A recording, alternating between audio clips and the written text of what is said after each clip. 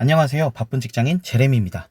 오늘은 품사 그리고 문장 구성 성분에 대해 공부해 보도록 하겠습니다. 첫 번째로 품사입니다. 품사는 단어 고유의 성질을 나타내는 것입니다.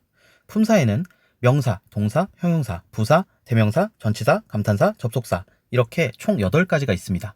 방금 이걸 읽으면서도 굉장히 숨이 찼는데요. 우리는 이 4가지 뒤에 건 버리고 앞에 4가지만 집중해서 공부해 보도록 하겠습니다. 너무 많으니까요. 먼저 명사는 이름이 되는 말입니다. 예를 들어 의자, 책상, 자동차 등등 이런 이름이 되는 말들을 모두 명사라고 합니다. 두 번째, 동사는 어떠한 움직임을 설명하는 말입니다. 예를 들어 어떤 것을 하다 이런 형태인데요. 무언가를 마시다 또는 먹다, 달리다, 가다, 오다 등등이 동사가 되겠습니다. 세 번째로는 형용사입니다. 형용사는 무언가를 설명해주고 꾸며주는 말인데 예를 들어 happy 한번 써보겠습니다. happy, 행복한, good 이건 좋은, 그리고 bad 이것은 나쁜입니다. 행복한으로 끝나고 좋은으로 끝나고 나쁜 이렇게 끝나는데요. 형용사는 구분하기 쉬운 방법이 니은 받침으로 끝나는 것들입니다. 대부분 한국어로 해석이 될 때 니은 받침으로 끝나면 형용사라고 이해를 하시면 되겠습니다. 그럼 부사는 이런 곳에다가 ly의 형태를 추가시킨 것인데요. happy는 행복한 형용사고 happyly가 되면 행복하게, 뭐뭐하게 이런 식으로 보통 해석이 된답니다. 그럼 이 4가지 품사, 명사, 동사, 형용사, 부사 줄여서 명동형부 이렇게 암기해 보시면 좋을 것 같습니다. 그럼 문장 구성 성분에 대해서 공부해 보도록 하겠습니다. 문장 구성 성분을 공부하기 전에 여기 제레미가 서 있는데요. 이 제레미는 직장에 가면 직원으로 불리고 집에 가면 아들이라고 불립니다. 그리고 학교에 가면 학생이라고 불립니다. 제레미는 한 명의 사람이지만 어디에 가느냐에 따라 불리우는 명칭이 달라지는데요. 영어에서도 이런 것이 존재한답니다. 하나의 품사가 문장 속에서 어느 곳에 위치하느냐에 따라 불리는 이름이 바뀌게 됩니다. 그럼 조금 더 자세히 설명을 해보도록 하겠습니다. 문장 구성 성분에는 총 4가지가 있습니다. 주어, 동사, 목적어, 보어가 그것인데요. 주어는 S로 표현하고 동사는 V, 목적어는 O, 보어는 C로 표현을 하도록 하겠습니다. 바로 예문으로 넘어가서 조금 더 자세히 설명해 보도록 할 텐데요. 예를 들어보겠습니다. 3형식 문장을 이곳에서 예를 들겠습니다.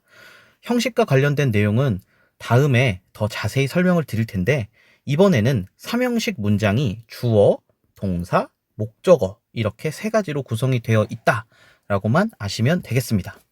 먼저 1번에서 품사에 대해서 배웠는데요. 품사부터 체크를 해보겠습니다. I는 명사, like는 좋아하다라는 동사가 되겠고요. you는 너라는 명사가 됩니다. 다음 문장도 he는 사실은 대명사지만 대명사도 명사의 범주 안에 들어가니 명사라고 체크를 하고 drinks 이거는 마시다 라는 동사가 되고요. coffee 이거는 커피라는 명사입니다. 이름이니까요. she도 he와 마찬가지로 대명사지만 명사에 포함이 되고요. made 이것은 make 만들다의 과거니까 만들었다. 얘도 동작을 나타내는 동사입니다. it 얘도 이것이라는 뭔가를 지칭하는 대명사인데 어쨌든 명사에 포함되니 명사로 쓰겠습니다. 이것을 보면 공통점이 하나 있는데요. 명사, 동사, 명사, 명사, 동사, 명사, 명사, 동사, 명사 모두 3형식 문장은 명사, 동사, 명사로 이루어져 있습니다. 3형식 문장이 주어, 동사, 목적어로 이루어져 있다고 했으니 명사 부분이 주어가 될 거고 동사 부분은 동사, 여기 다시 나오는 명사는 목적어가 될 겁니다. 즉 주어, 동사, 목적어의 어순이 되는 것이죠. 얘도 주어, 동사, 목적어, 얘도 주어, 동사, 목적어입니다. 3형식으로 구성되어 있는 문장은 해석을 할 때 주어가 또는 주어는 동사한다, 목적어를 이렇게 발음하게 되어 있습니다. 왜냐하면 주어라고 하는 것은 우리나라 말에서 조사, 은, 는, 이, 가가 붙는 말이고요. 목적어라고 하는 것은 우리말에서 을과 르이 붙는 단어를 말합니다. 한번 해석을 해보도록 하겠습니다. 첫 번째 문장 I like you. I는 사실 나라는 뜻이라기보다는 나는 이라고 해석을 해야 합니다. 왜냐하면 주어니까요. 그리고 like 좋아한다. you도 너가 아니고 너를, 왜냐하면 목적어이기 때문입니다. 그래서 이 문장은 나는 좋아한다 너를. 두 번째 문장도 해보겠습니다. 그가 아니고 그는 반드시 은 이가라는 조사를 붙여서 쉽게 해석을 해보시기 바랍니다. 주어에는 은 이가가 붙습니다. 그는 drinks, 마신다. 커피를, 목적어이기 때문에 을이 붙습니다. 세 번째 문장도 해석해 보도록 하겠습니다. 그녀는 made, 만들었다. 과거 형태이기 때문에 과거로 해석을 합니다. 이것을 이렇게 해석을 하는데요. 여기서 가장 중요한 것이 이겁니다. 1번 문장을 예를 들면 우리나라 말의 경우 나는 좋아한다 너를 이라고 해도 말이 되고, 너를 좋아한다 나는 이라고 해도 되고요. 좋아한다 너를 나는 이렇게 해도 문장의 의미가 바뀌지 않습니다. 왜냐하면 무엇는 그리고 무엇을에 해당하는 조사가 있기 때문에 무엇이 주어이고 무엇이 목적어인지 헷갈리지 않습니다. 하지만 여기에 써놓은 바와 같이 영어엔 조사가 없기 때문에 문장 속에서 어느 위치에 들어가느냐에 따라서 해석이 달라질 수 있습니다. 즉 1번 문장이 I like you 이기 때문에 나는 좋아한다 너를 이 되는 것이고요. You like you like me가 돼야죠. 사실 I랑 me는 비슷한 뜻이지만 위치에 따라서 다르게 쓰는데 이 부분도 다음에 조금 더 자세히 다뤄보도록 하겠습니다. 어쨌든 you like 이렇게 되면 너가 좋아한다 이렇게 되는 것이기 때문에 해석이 달라집니다. 그래서 조사가 없는 영어에서는 어순이 굉장히 중요합니다. 문장 구성 성분은 주어, 동사, 목적어, 보어 이 네 가지가 있는데 어쨌든 삼형식 문장은 주어, 동사, 목적으로 구성되어 있고 이것은 품사로 따지면 명사, 동사, 명사로 되어 있습니다. 이것을 조금 익히신 다음에 다음 강의를 들어보시면 조금 더 도움이 될 것 같습니다.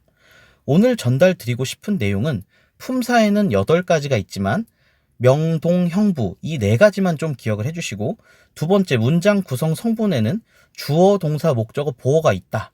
이 4가지가 있다는 걸 기억해 주셨으면 좋겠습니다. 그러면 지금까지 배운 1번과 2번을 짬뽕해서 서머리를 한번 해보죠. 서머리는 다음과 같습니다. 품사가 명사인 단어는 문장 구성 성분에서 주어, 목적어, 보어의 역할을 합니다. 그래서 얘를 영어로도 한번 써볼게요. 주어는 S라고 한다고 했고 목적어는 O라고 한다고 했고 보어는 C라고 한다고 했습니다. 명사는 앞글자만 따서 주목보, 그 다음 동사는 동사의 역할을 하고요. 형용사는 보어의 역할을 합니다. 문장 속에서요. 그런데 여기 써놓은 명사 수식이라는 건 명사를 꾸며준다는 말인데요. 그냥 woman 하면 여자, 그런데 beautiful woman 하면 아름다운 여자. 방금 어떻게 수식이 되었는지 이해가 되시나요?